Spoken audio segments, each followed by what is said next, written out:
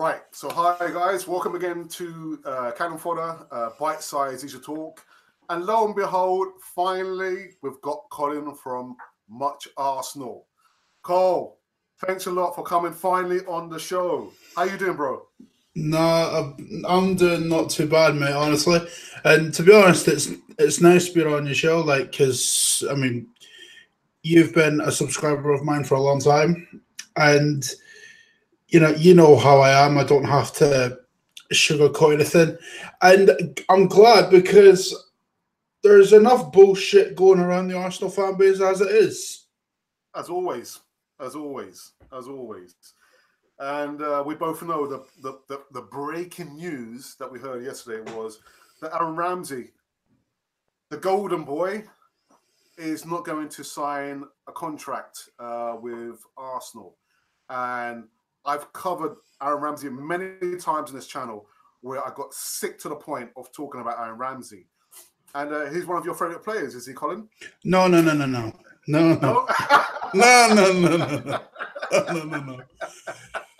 No. What's your take on the situation with Aaron Ramsey not signing a flipping contract? Well, I have a few theories about it. Part of me thinks that Emery's been less than convinced with his performances as of late, and that's probably why the offer was withdrawn. However, one thing that annoyed me about the whole situation was people making out that Ramsey's blameless in this situation. No, he's not. Ramsey is just as much to blame as the club is. Because I don't doubt for a second that this contract was all wound up by Gazidis months ago. Right? And Ramsey could have signed it then. But apparently he's not. But yet Ramsey is blameless. Newsflash. The club have allowed it to get to this, and so has Aaron Ramsey. He's allowed this. If he signed this new contract months ago, we wouldn't be talking about him now. But the fact that my argument has always been, I don't know why Emery said that he wanted to base the team around Aubameyang and Ramsey when Ramsey hadn't even signed a contract. What, in my opinion, what they should have done was, Ramsey, you either sign the contract in this transfer window or you are gone. Bye-bye. See you later. But they didn't. They allowed it to fester. And he was reportedly asking to double his wages. He's not worth $240,000 a week. He's not. Mate, there's no chance in hell Aaron Ramsey is a $250K a week player. Not a chance in hell, right? And the reason why Emery wanted to build his team around Aaron Ramsey, he said publicly why he wanted to do that, right? But the thing is, Aaron Ramsey is not repaying his faith by doing that. No. Like, can anyone honestly name me one good Aaron Ramsey performance this season where you've thought, yeah, he had a good game? Can anyone name me one good performance he's had? Well, I can't. Exactly. So, instead of lounging around or bitching and moaning, right? What Ramsey should have done is proven to the manager that he is worth that. But he hasn't. He hasn't proved that whatsoever. You know, and then I hear Ramsey is a club legend according to some people. On what planet is Aaron Ramsey a club legend? Well, for me, he's not. What, for me, he's not. For 2 cup final goals? Are you mad? No. Colin, we have stuck. I mean, the video I did yesterday, you know, I went through the nuts. Well, not the nuts and bolts. We have stuck with Aaron Ramsey through the good times and the bad times. The times when he got seriously injured, when he played against Stoke, right up until this point where he's been he's been stringing Arsenal along. And Arsenal have allowed him to do this. There's no player bigger than Arsenal. No player. No. Am I sad that he's going? No, I'm not.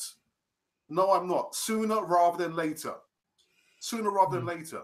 The way I see it, right? Aaron Ramsey, right? Not only is he irreplaceable, right? Like, or not irreplaceable. He's not exactly a player where you think, yeah, he's important to this side. Nah. There's midfielders at the club that are better than Aaron Ramsey, and I stand by that. Granit Xhaka for one. Lucas Torreira. Ainsley Maitland-Niles. Would you add Guendouzi? Would you add Guendouzi to that list? Yeah, I would. Maybe... Yeah, I would. Yeah. Just because of his, performances that I've seen in an Arsenal shirt. Yes, he's dipped off a bit, but Aaron Ramsey has been average the majority of his Arsenal career. I mean, let's be honest here. He's had, one good half season in an Arsenal shirt? And that was what? And that was what? 4 years ago? That's a long time in footballing terms. A long time. Exactly.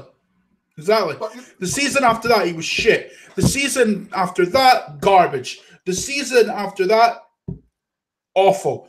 Last season, he was okay. I would say he was great. Like, certainly not player of the year worthy. No.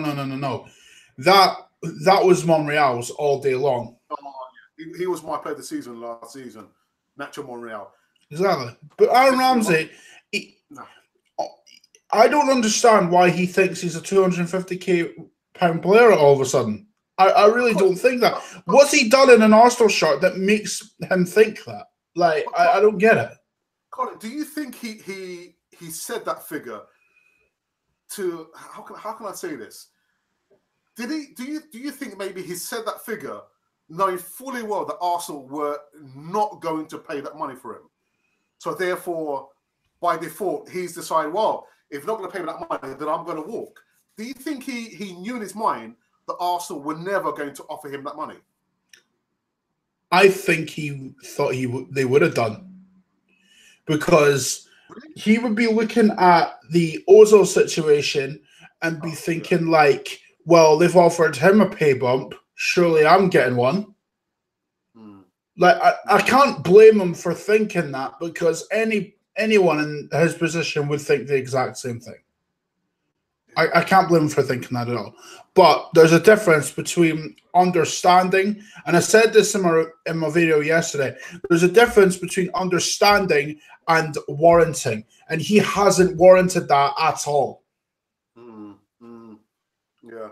But you know, Colin, when you spoke about, can anyone name one match this season where he's been our superstar performance?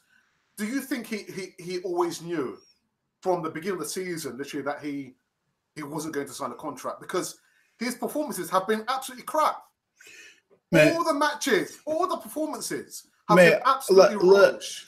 The thing is, right, there's not been one good Aaron Ramsey performance this season. And I know what people are going to throw at me. They're going to throw at me 2 assists against Everton, right? Everton, yeah. Let's be honest here. Aaron Ramsey in that game was shocking. Take the 2 assists out of it. Shocking. Non-existent. Right? First half, you didn't know where he was. It's that simple. Now, as far as his performances go, this season, bang average. And that's being kind. That's being kind. The amount of times he's fucked the tax up. Hello? You broke up a little bit there. I don't know what was going on. But yeah, I don't know. Anyway, as I was saying, right, Ramsey's had no good performances this season. And bearing in mind, I'm taking the 2 assists out of that because I'm not having that bullshit. Yeah. Right? In fact, let's go over the games this season where he has played. The Newcastle game. Does anyone remember what Aaron Ramsey did in that game? Because I do. Every time in the first half. Do you notice how much he was fucking up our attacks against Newcastle? Does anyone remember that? Because I do. I do. I remember one of the crosses he overhit. Lacazette has a tap in waiting for him. Instead of laying it across the floor, he overhits the fuck out of the cross. Are you going to tell me Aaron Ramsey is a 250k a week player? Come on. Well, in his mind, he is. In his own mind, he is. Well, in his mind, maybe, but then again, his mind's on a different planet. But Colin, you know what? So now we know that Ramsey's finally going to be leaving. Who do you think can reasonably step into that position? Because I saw Emma Smith-Rowe play, in that Brentford match, and he potentially, as well as Guendouzi and maybe Mkhitaryan, any one of those players can step into Ramsey's position. But what do you think? There's one player, right, who I've been wanting to see in centre midfield for a long time, right? Now, right now, our best midfield is Jack Ontario. Not even a debate, right? Yeah. Guendouzi is not far behind those two, right? But he shouldn't be starting every week. The player that I want to see step up into Aaron Ramsey's position, right? And I know he can do it, is Ainsley Maitland-Niles. Yeah. He's better defensively than Aaron Ramsey. He creates more. So really, Maitland-Niles for me is a step up from Aaron Ramsey because at least Maitland-Niles tries. Yeah. And at least he contributes somewhat. Aaron Ramsey's contributed nothing. So what do you think Emery will do? Do you think he will play him on Saturday? I hope not. I hope not. Do you know what I would do, actually, right? This may sound brutal to some people, but I would send him on a permanent vacation until we get rid of him. Come on, Colin. Come on, Colin, man. Stick him in the reserves. Nah, man. Nah, you don't want him in the reserve. Nah, no? You don't want him in the reserves, right? Because if he's leaving, right, and this is part of the whole mentality of the club as well. Say Aaron Ramsey goes to the reserves. What's he going to say to the 18s and the under-21s? Yeah. Do you really want him around the young kids when he's about to leave? No, I don't. I don't want him anywhere near there.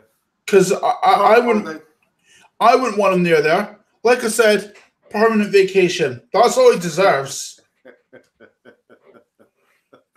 Dear. But I tell you what, Colin, Alex Iwobi has been playing quite well under Unai Emery. Mate, he looks more sharper, he looks more popped up. Different player, like from last season. Like, he was our best player midweek. And what he's doing now that he didn't do last season, he's running at people, he's creating chances, and whenever he has an opportunity at goal, he takes it. Yeah. Like, he's been one of the better players. And look, I'll admit, I criticised him heavily last season, rightfully so as well. Rightfully so. I called him mid-table standard, right? And I'm happy that he's actually stepping up because at least then I'm like, you know what? We've got an option there if we need it, Because with Mkhitaryan and Aubameyang out on the flanks, there's no real width in the side, but Iwobi could offer that. And for me, he should start against Watford. Yeah. But, we've spoken about the formation before. Aubameyang doesn't look comfortable. He's not a winger. No. He's not a winger. No. So, I don't know. I don't know what to say. Are we?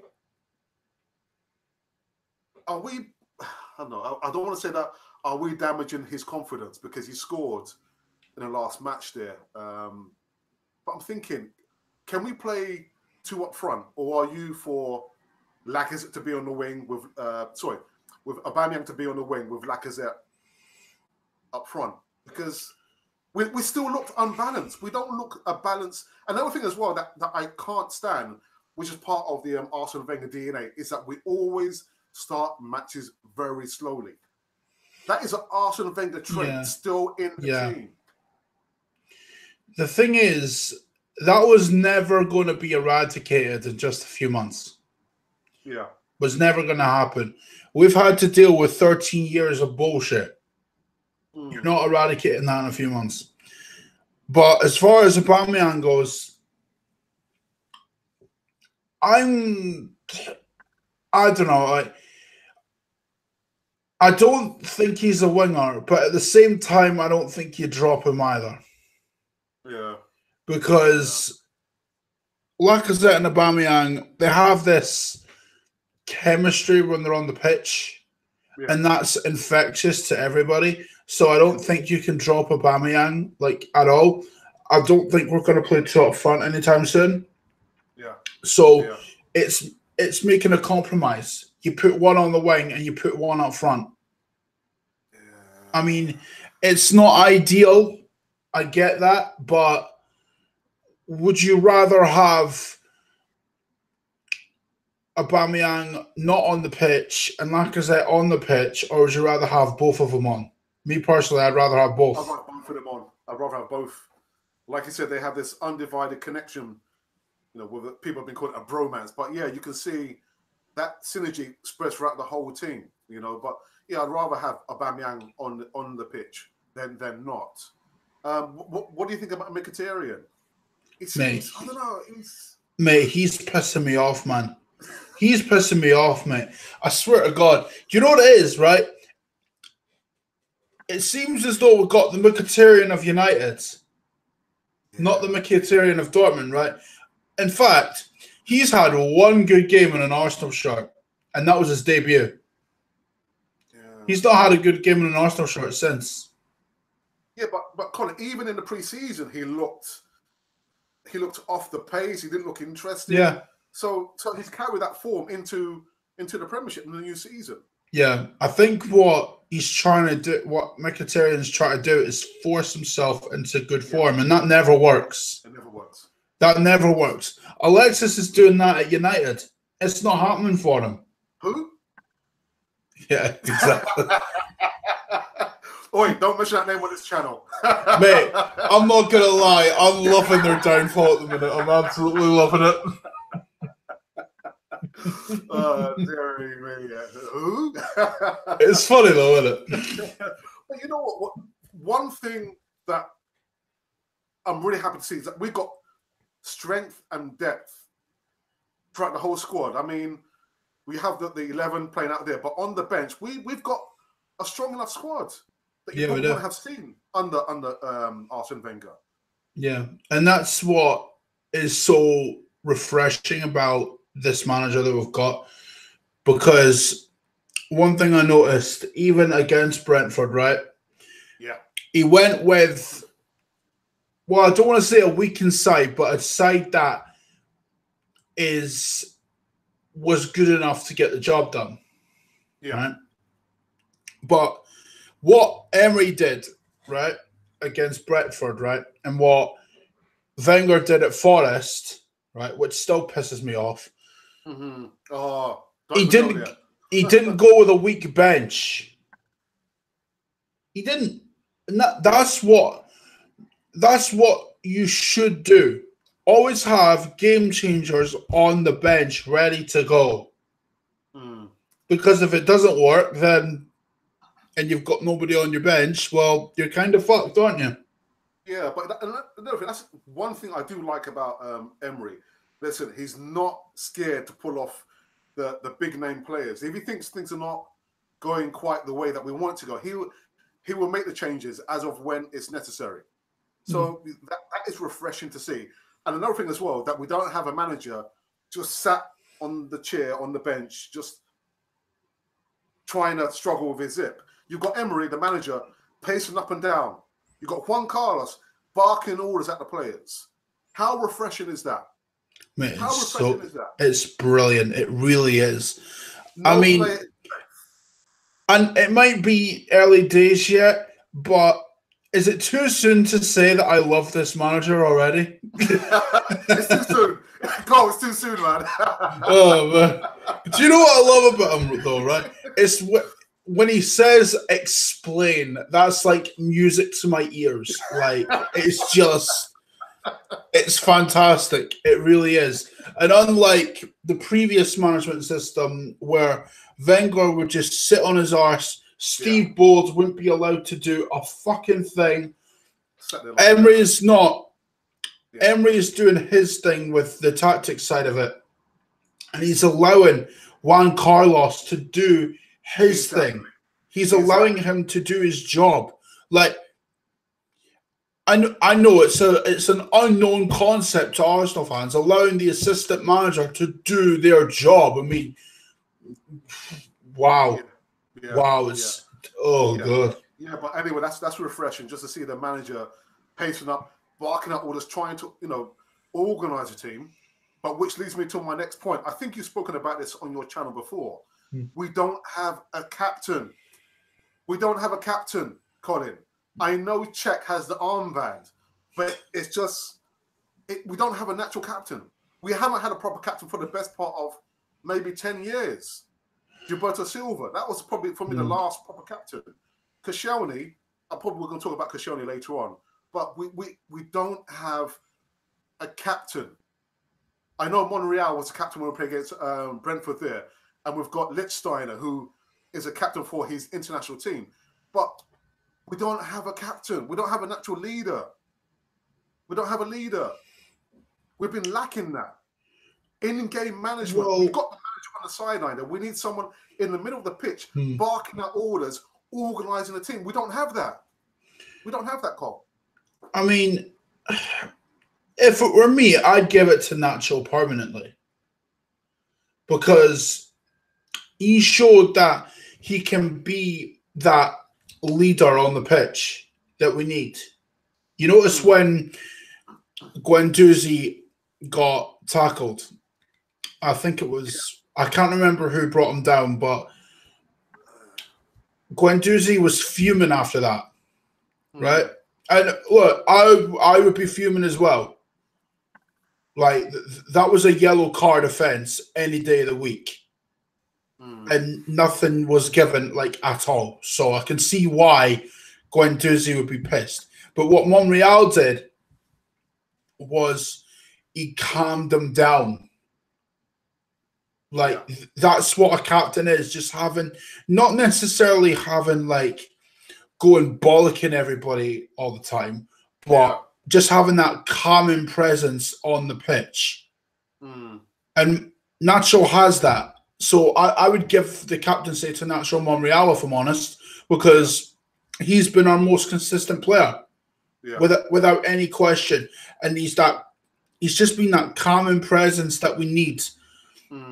Because we've always had leaders at the back, in the middle. Even sometimes the players that weren't the captains, right? They had a calming presence and they would lead by example. Like, Bergkamp, he led by example. Henry, he led by example. Vieira, led by example. Petit, led by example. Adams, led by example. Sol Campbell, led by example. Seaman, led by example. You want me to keep going? Because I probably could. Like, and that's what this team lacks. A player that will lead by example. Nacho Monreal is that calming presence, but we also need a player that can lead by example. And for me, I'm looking at it and I'm thinking, you know what? Lacazette could be that guy. But one question, is Nacho 32? He's in his early 30s. I know that, but that to me is not an issue. Yeah. I mean, look at Lichtsteiner. Yeah. Look at Lichtsteiner. Yeah. So age is just nothing but a number. Exactly. Cole, I've got a question. Listander captain Switzerland, and he does a great job at that. So age ain't important, man. Yeah, Cole, I've got a question here on our chat from Mr. Arsenal 89. Sounds familiar. I know this person, and he's saying, do you think it's refreshing to see the head coach taking every competition seriously? Yes. Yeah. Yes. I go back to last season, and I'm gonna go back on something that did piss me off last year. Nottingham Forest. Does everyone remember that? Do we have to talk about that? I'd rather not, but does everyone remember that? Because I do. God, dearie me. I do. Wenger. I mean, we could go back through the laundry list. I mean, Sheffield Wednesday in the Carabao Cup all those years ago. But yeah, playing youngsters in a cup final against Chelsea, was it? Or was it Tottenham? I can't remember. Or was it Tottenham? I think it was Tottenham, wasn't it? Yeah. Either way, the point still stands, right? Yeah. Arsene Wenger continuously disrespected cup competitions, right? And for me, that's not on. That's not on. What Emery's doing that I like is he's taking every competition seriously. You look at the starting 11 that Wenger put out for his first Europa League game, and you compare it to the one Emery put out. What would you rather we do? I'd rather do what Emery did. Oh, of course, without a shadow of a doubt. Because at least then, if you put out a strong enough team to get through the group stages, you're like, okay, that's done. We can give players some minutes in the games that we don't necessarily need to win and give them a chance. Right?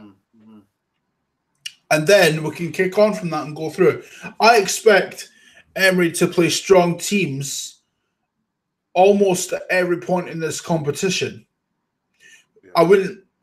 It wouldn't shock me if he went with a lineup similar to the lineup we went with for the first game in the round of 32, should we get there. And I think we will get there, because let's be honest, we're the best team in the group, mate. So we should be getting there. And after that, I expect him to play strong teams throughout the competition. And it wouldn't shock me if we won the Europa League. It really wouldn't. But one thing I will say is it's harder this year than it is last year. Yeah. Because if you look at the Champions League this year, right, it's guaranteed to have a big team or two drop down to the Europa League. Yeah. And I'm looking at Tottenham and thinking they could drop down to the Europa. Yeah. But I think we're better prepared in this campaign than we was in the last campaign. Yeah, we're definitely better prepared, because, I mean, you look at some of the performances in the group stage of the Europa last year, losing 1-0 to Cologne, who were bottom of the Bundesliga at the time. And he played Iwobi in centre midfield for some reason, which didn't make sense to me at all. I don't see Emery doing that. Like, he strikes me as a very intelligent guy, and I don't see him doing that. Yeah. Well, again, he's the only manager that's won the Europa League Cup, 3 on a trot, you know what I mean? So we've got that on our side anyway. So, but yeah, definitely, I feel we're better prepared this time round. We have strength and depth in our squad if we do need to chop and change. But I do feel more confident with our squad in this campaign. Another topic that we've spoken about a lot on our channel, and I don't want to kill it to death, Colin, is the Bernd Leno and Petr Cech situation. Now, my opinion is I do feel that it's unfair for Unai Emery to ask Petr Cech to do something that we know he's not comfortable in doing. Listen, he had a blinder of a match against Everton, but only because, in my opinion, he wasn't always trying to play out the ball from the back. Sometimes the defenders weren't free to pass the ball. So what he did, he mixed it up. He hit the ball long. When the defense was available, then he will play out from the back. But for me, I think it's really unfair for Unai Emery to ask Petr Cech to do something that he's not capable or comfortable in doing. Is Petr Cech your man? Right now, yeah. Why? Why? Well, it's not because of the reason that some people are going to suggest, right? People are suggesting that Cech should be dropped because he can't play the ball out from the back. That's a ridiculous argument. It is. I'm sorry, it is. Players should be selected based on form, right? Petr Cech has done nothing wrong this season. He hasn't. He's made a couple of mistakes that you could, raise an eyebrow about. Mm-hmm. But on the whole, he's been solid. Now, Leno hasn't been bad either. Yeah. Leno hasn't been bad either. The goals he's conceded have been ones that he was never saving. Yeah. So he's not been bad either. We're in a position where we have both keepers who are in form right now. Mm. And I don't see a problem with that. Mm. In fact, it's a great feeling having two goalkeepers that are in form. When has that ever happened to us? Ever? Like, I can't remember.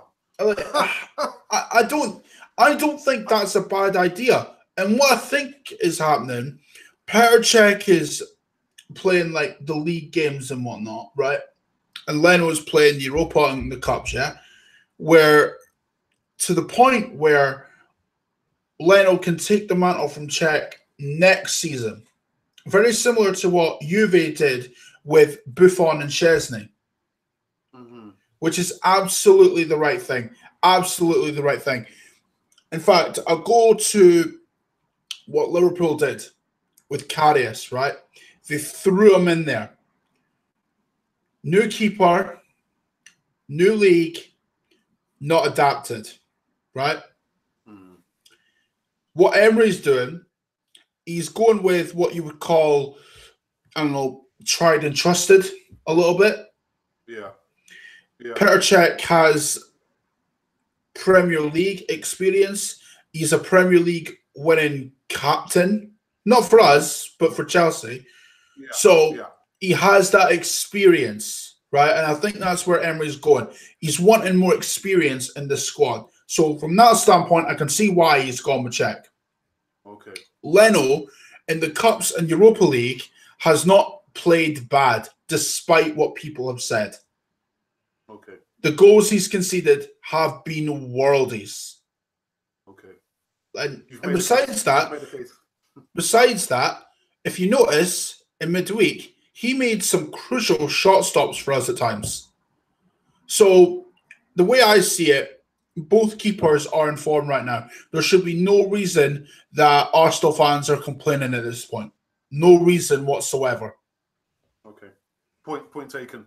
Point taken, Cole. Okay. Well, Cole, so we're just talking about goalkeepers. The Invincibles happened like a lifetime away. The Invincibles. God, blimey. Cole, if you could choose one player from the Invincibles to play in the current Arsenal squad, which one player would you choose and why? I chose Patrick Vieira only for the mere fact that we don't have a captain, a leader in the team, the current team. It would have been easy for me to choose the King, Thierry Henry, but I think Aubameyang and Lacazette, they do a good enough job for me. So from the Invincibles, I chose Patrick Vieira. Who would you choose? Okay. I see a raw smile on your face there. I don't know. Can I pick all of them?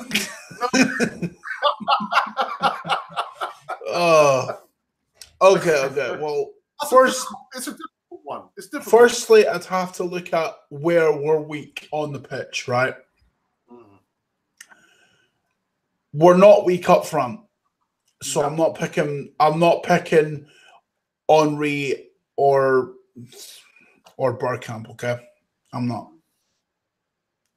As much as I love those two, I'm not picking them. Yeah. I can't pick Patrick Vieira because I do think Torreira he's been solid. I really do think he's been solid. Xhaka, I feel, should be in that 11 anyway. So Yeah. I'm not. I can't pick any of the midfielders. As shocking as that may be to somebody. But who I'd pick, I would. Well, given. Do you know what? I'd pick Lauren. Really? Yeah. Knowing fully well we have Mr. Bellerin and we have Lichtstein as a second option on that side. Why Lauren? The reason why is Lauren is defensively stable as a right back. That's why. And look, it's so difficult to pick just one because my mind thinks like, okay, Bellerin's not defensively stable. Would I choose Lauren over Bellerin? Yes. Yeah. Yes. Absolutely. Absolutely. Are the centre backs solid? No. But has Socrates done bad? No. No. Mustafi's been better, but would I take an Adams or a Sol Campbell over Mustafi? I think I would. The left backs, Nacho Monreal. I mean, that's the only fit one we've got. I'd still keep Monreal on the side for one sole reason. Because I'm not picking the left back we had at the time. I cannot bring myself to do it. I can't bring myself to do it. Who was that? You know why I'm going with Monreal though, because I can't. I can't bring myself to do that. I can't. Oh dear. All right. So it's Lauren. You've chosen Lauren. Yeah, I'm going with Lauren. Yeah. You know what? That's a good choice. And it is difficult to be asked to choose only one player from the Invincibles. Yeah, I would have gone for the full 11. But yeah. I would have gone with 2 or 3. Like, I mean, Lauren would be in my team, obviously. Then would you choose Vieira? You wouldn't choose Vieira, would you? No, I wouldn't, because I'd want Torreira on that side. Right, okay. I would take. Do you know what? I would pick Perez over Mickey all day. Like, yeah, he would be my second. Do you know what? I'd go with Sol Campbell over Mustafi, if I'm honest. Those would be the 3 that I would pick. It's difficult to choose between Aubameyang and Lundberg, but because I love Aubameyang so much, I cannot bring myself to not pick him. It's a tough one. It's tough, Cole. It's really, really tough, man. But yeah, I probably would have, if I had a choice of a second player, I would probably go for Bergkamp, probably. Really? Over who? Or actually, no, Perez. Yeah. Perez for that side, yeah. Good choice, man. Good choice. Yeah. I've got someone here saying, again, Mr. Arsenal 89 said he will go for Sol Campbell. He gives you leadership and solidity in the back 4. So again, not a bad choice. Yeah. Not a bad choice. Right. Cole, I know you're going to do an upload for your preview on Arsenal versus Watford, so I don't want to spoil it for your viewers. But can you give me a smidgen of an idea? How do you think the match will go, and what is your prediction for tomorrow? Well, the good thing is we're playing at home, and our home record is decent. So I would expect us to win. I don't think it will be easy. I think Watford for me are the surprise package of the season thus far. I did not think they would be in the top 4 at this stage. Absolutely not. They've only lost one, haven't they? They've lost one and drawn one and one. Yeah, they lost to United, but the thing is, they caused Tottenham problems. They did. Like they made it difficult for them, you know, and if we're not on it, they'll make it difficult for us. So I can see it being a difficult game, but I do think we'll just edge it in the end. So I'm going for a 2-0 Arsenal win. 2-0 Arsenal win. All right. Okay. Well, listen, guys, you've heard it from Colin. Much Arsenal. I'm going to wrap up the live stream because it is only a bite size. The full-length version of our live stream is normally an hour and a half long, but this is only bite size, best part of 45 minutes. But listen, Colin, I want to say an absolute thank you, brother, for coming on the show finally. No problem, man. Guys, listen, whoever's watching this live stream now or maybe at a later date, please make sure you subscribe to Much Arsenal. I will call it the Thinking Man's channel of Arsenal. The Thinking Man's channel. But yeah, make sure you subscribe to Colin's channel. But, you know, Colin, it's been an absolute pleasure. And I hope you can come on to the show again. Yeah, man. Thanks again. Yeah, coming on again would be like sound, man, you know? I mean, we'll work something out in at some point. So, yeah, it's all been good, man. Good. Anyway, this is Cannon Fodder, the channel for Arsenal fans, in association with Much Arsenal, saying we are out.